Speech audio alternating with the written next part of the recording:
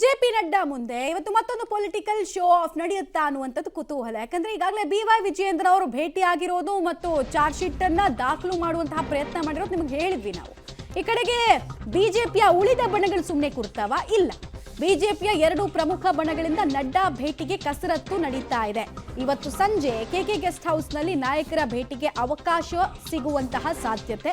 ಇದೇ ಸಂದರ್ಭದಲ್ಲಿ ನಡ್ಡಾಗೆ ಕಂಪ್ಲೇಂಟ್ ಕೊಡೋದಕ್ಕೆ ಇವರು ತಯಾರಿಯನ್ನು ಮಾಡಿಕೊಂಡಿದ್ದಾರೆ. ವಿಜಯೇಂದ್ರ ವಿರುದ್ಧ ವಿರೋಧಿ ಬಣ ದೂರು ಕೊಡೋದಕ್ಕೆ ಇವರು ಚಾರ್ಜ್ ಶೀಟ್ ರೆಡಿ ಮಾಡ್ತಾ ಇದ್ದಾರೆ.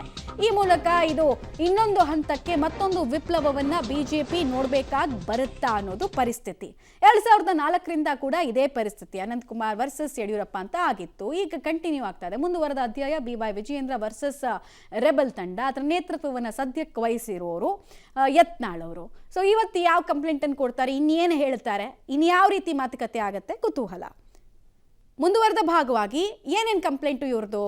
ಈಗ ಲಾಸ್ಟ್ ಒಂದು 8 ತಿಂಗಳಿಂದ ಕೇಳಿ ಬರ್ತದೆಯಲ್ಲ, ಹಿರಿಯರ ಕಡೆಗಣನೆ ಅಂತ, ಅದನ್ನು ಇವತ್ತು ಹೈಲೈಟ್ ಮಾಡೋದಕ್ಕೆ ಮತ್ತೊಮ್ಮೆ ಸಿದ್ಧತೆ ಮಾಡ್ಕೊಂಡಿದ್ದಾರೆ. ಮತ್ತು ಏಕಪಕ್ಷೀಯವಾಗಿ ನಡೆಗಳನ್ನು ಅನುಸರಿಸೋದು, ಜಿಲ್ಲಾಧ್ಯಕ್ಷನ ಆಯ್ಕೆ ಮಾಡೋದು, ಕೋರ್ ಕಮಿಟಿ ವಿಚಾರದಲ್ಲಿ ಎಲ್ಲ ಏಕಪಕ್ಷೀಯ ನಡೆ. ನಮಗೆ ಹೇಳೋದೇ ಇಲ್ಲ, ಇನ್ಫಾರ್ಮೇ ಮಾಡಲ್ಲ, ಹೋರಾಟದ ಬಗ್ಗೆ ಇನ್ಫಾರ್ಮ್ ಮಾಡಲ್ಲ, ಅವರವರೇ ಡಿಸೈಡ್ ಮಾಡ್ಕೊಂಡ್ಬಿಡ್ತಾರೆ ಡೇಟ್ಸ್ನ, ಅವ್ರದೇ ಒಂದು ತಂಡ ಕಟ್ಕೊಂಡು ಬಿಡ್ತಾರೆ. ಹಿಂಗಾಗಲ್ಲ. ಒಬ್ಬ ಲೀಡರ್ ಎಲ್ಲರನ್ನ ವಿಶ್ವಾಸಕ್ಕೆ ತೆಗೆದುಕೊಳ್ಬೇಕು ಅನ್ನೋದು ಕಂಪ್ಲೇಂಟ್ನ ಭಾಗ.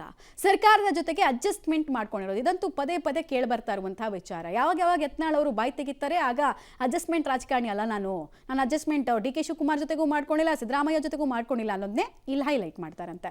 ಸ್ವಂತ ತಂಡವನ್ನ ರಚನೆ ಮಾಡ್ಕೊಂಡಿರೋದು, ಸ್ವಂತ ತಂಡ ಪಕ್ಷದ ಹಿತದೃಷ್ಟಿಯಿಂದ ರಚನೆ ಆಗಿದ್ದಕ್ಕಿಂತ ಹೆಚ್ಚು ತಾವು ಪರ್ಸನಲ್ ಆಗಿ ಗ್ರೋತ್ ಕಾಣೋದಕ್ಕೋಸ್ಕರ ಮಾಡ್ಕೊಂಡಿದ್ದಾರೆ. ಇದು ಸರಿಯಲ್ಲ ಅನ್ನೋದು ಇವ್ರ ಮಾತು.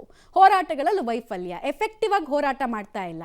ಬಟ್ಲಲ್ಲಿ ಅಸ್ತ್ರ ತಂದು ಕೊಟ್ಟರು ಅದನ್ನು ಯಾವ ಬಾಣ ಎಲ್ಲಿ ಪ್ರದರ್ಶನ ಮಾಡಬೇಕು ಅಂತ ಗೊತ್ತಾಗ್ತಾ ಇಲ್ಲ.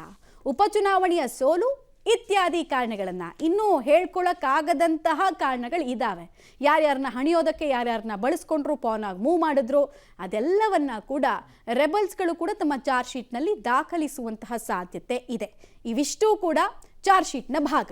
ಡೀಟೇಲ್ಸ್ ಕೊಡ್ತಾರೆ.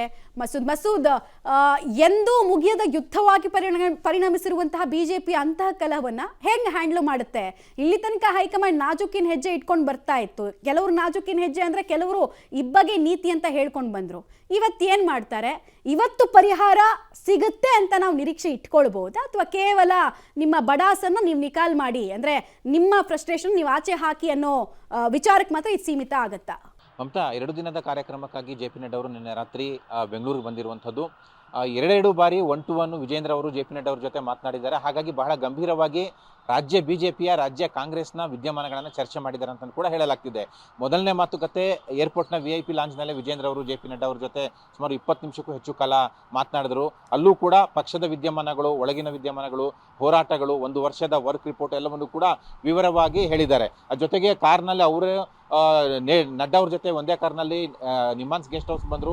ಇಲ್ಲೂ ಕೂಡ ತಡರಾತ್ರಿಯಲ್ಲಿ ಇಲ್ಲೂ ಕೂಡ ಅರ್ಧ ಗಂಟೆಗೆ ಹೆಚ್ಚು ಕಾಲ ಪ್ರತ್ಯೇಕವಾಗಿ ಜೆ.ಪಿ. ನಡ್ಡಾ ಅವ್ರ ಜೊತೆ ವಿಜೇಂದ್ರ ಅವರು ಮಾತುಕತೆ ಮಾಡಿದ್ದಾರೆ. ಇಲ್ಲಿ ನಡೆದಂಥ ಮಾತುಕತೆ ಮುಖ್ಯವಾಗಿ ಪ್ರತ್ಯೇಕ ಹೋರಾಟವನ್ನು ಯತ್ನಾಳ್ ಮತ್ತು ರಮೇಶ್ ಜಾರಕಿಹೊಳಿ ತಂಡ ಏನು ಕೈಗೊಂಡಿದೆ ವಕ್ಫ್ ವಿಚಾರದಲ್ಲಿ, ಅದನ್ನ ಗಮನಕ್ಕೆ ತಂದಿದ್ದಾರೆ. ಯಾವಾಗ ಶೋಕಾಸ್ ನೋಟಿಸ್ ಕೊಟ್ಟರೆ ಯತ್ನಾಳ್ಗೆ, ಅನಂತರದಿಂದ ಯತ್ನಾಳ್ ಅವರ ಮಾತಿನಲ್ಲಿ ತೀಕ್ಷ್ಣತೆ, ತೀವ್ರತೆ ಕಡಿಮೆ ಆಗಿರ್ಬೋದು. ಬಹಿರಂಗವಾಗಿ ಯಡಿಯೂರಪ್ಪ ವಿಜೇಂದ್ರ ವಿರುದ್ಧ ಮಾತನಾಡದೇ ಇರ್ಬೋದು. ಆದರೆ ಪ್ರತ್ಯೇಕವಾಗಿ ಹೋರಾಟ ಮಾಡ್ತಿರೋ ಹಿನ್ನೆಲೆಯಲ್ಲಿ ಪಕ್ಷದಲ್ಲಿ ಗೊಂದಲ ಮುಂದುವರೆದಿದೆ, ಕಾರ್ಯಕರ್ತರಲ್ಲಿ ಗೊಂದಲ ಇದೆ. ಕಾಂಗ್ರೆಸ್ಗೆ ನಾವು ಆಹಾರ ಆಗ್ತಾ ಇದ್ದೀವಿ, ಹಾಗಾಗಿ ಒಟ್ಟಿಗೆ ಹೋರಾಟ ಮಾಡೋದಕ್ಕೆ ಅವ್ರಿಗೆ ಹೇಳಿ ಒಂದು ನಿರ್ದೇಶನ ಕೊಡಿ ಅನ್ನುವಂಥ ಮನವಿಯನ್ನು ಕೂಡ ಮಾಡ್ಕೊಂಡಿದ್ದಾರೆ. ಶೋಕಾಸ್ ನೋಟಿಸ್ ಹಿನ್ನೆಲೆಯಲ್ಲಿ ಇನ್ನೂ ಕೂಡ ಹೈಕಮಾಂಡು ಯಾವ ಕ್ರಮ ತೆಗೆದುಕೋಬೇಕು ಅಂತ ತೀರ್ಮಾನ ಮಾಡಿಲ್ಲ. ಆದರೆ ಈ ಮಧ್ಯೆ ಪ್ರತ್ಯೇಕ ಹೋರಾಟ, ಪ್ರತ್ಯೇಕ ಬಣಗಾರಿಕೆಯನ್ನು ಮುಂದುವರಿಸಿರುವಂಥದ್ದು ಪಕ್ಷಕ್ಕೆ ಮುಜುಗರ ತರ್ತಾ ಇದೆ. ಇದನ್ನ ಸರಿಪಡಿಸಿ ಅನ್ನುವಂತಹ ಮನವಿಯನ್ನು ಕೂಡ ವಿಜೇಂದ್ರ ಅವರು ಜೆ.ಪಿ. ನಡ್ಡಾ ಅವರಲ್ಲಿ ಮಾಡ್ಕೊಂಡಿರುವಂಥದ್ದು. ಹಾಗಾಗಿ ಎಲ್ಲವೂ ನಮ್ಮ ಗಮನಕ್ಕಿದೆ, ಸರಿ ಮಾಡ್ತೇವೆ ಅನ್ನುವಂಥ ಭರವಸೆಯನ್ನು ಕೂಡ ಕೊಟ್ಟಿದ್ದಾರೆ. ಇವತ್ತು ಸಂಜೆ 6ರಿಂದ 7 ಗಂಟೆ ಸಮಯಕ್ಕೆ ಬಿಜೆಪಿ ನಾಯಕರ ಭೇಟಿಗೆ ಜೆ.ಪಿ. ನಡ್ಡಾ ಅವರು ಕೆಕೆ ಗೆಸ್ಟ್ ಹೌಸ್ನಲ್ಲಿ ಅವಕಾಶ ಕೊಟ್ಟಿದ್ದಾರೆ. ಈ ಸಂದರ್ಭದಲ್ಲೂ ಕೂಡ ಬಿಜೆಪಿಯ ಎರಡೂ ಬಣಗಳ ನಾಯಕರು ಹೋಗುವ ಸಾಧ್ಯತೆ ಜಾಸ್ತಿ ಇದೆ. ಅದರಲ್ಲೂ ಮುಖ್ಯವಾಗಿ ವಿಜೇಂದ್ರ ಅವರು ಮತ್ತೊಮ್ಮೆ ಭೇಟಿ ಮಾಡಿ ಚರ್ಚೆ ಮಾಡುವ ಸಾಧ್ಯತೆ ದಟ್ಟವಾಗಿದೆ. ಇನ್ನು ಯತ್ನಾಳ್ ತಂಡದವರು ಬರ್ತಾರಾ ಬರಲ್ವಾ ಅನ್ನುವಂಥ ಕುತೂಹಲ ಮುಂದುವರೆದಿದೆ. ಮಮತಾ, ಆಲ್ ರೈಟ್, ಧನ್ಯವಾದ ತಮ್ಮ ಮಾಹಿತಿಗಾಗಿ ಮಸೂದ್. ಒಟ್ನಲ್ಲಿ ರಾಜ್ಯ ಬಿಜೆಪಿ ಸೂತ್ರವೇ ಇಲ್ಲದ ಗಾಳಿ ಪಟ್ಟದಂತೆ ಭಾಸ ಆಗ್ತಾ ಇದೆ. ಯಾರ್ ಲೀಡರ್ಸು, ಯಾರ್ ಕಾರ್ಯಕರ್ತರು, ಯಾರ್ ಸಂಘಟನೆ ಮಾಡ್ಬೇಕೇನಿಲ್ಲ, ಕಚ್ಚಾಟ ಮಾತ್ರ ಮುಂದುವರಿತಾ ಇದೆ. ಇವತ್ತು ಇನ್ನೊಂದು ಎಪಿಸೋಡ್ ಅನ್ನು ನಾವು ನೋಡ್ಬೇಕಾಗಿ ಬರಬಹುದು ಅನ್ನೋದು ಗೊತ್ತಾಗ್ತಾ ಇರುವಂತಹ ವಿಚಾರ.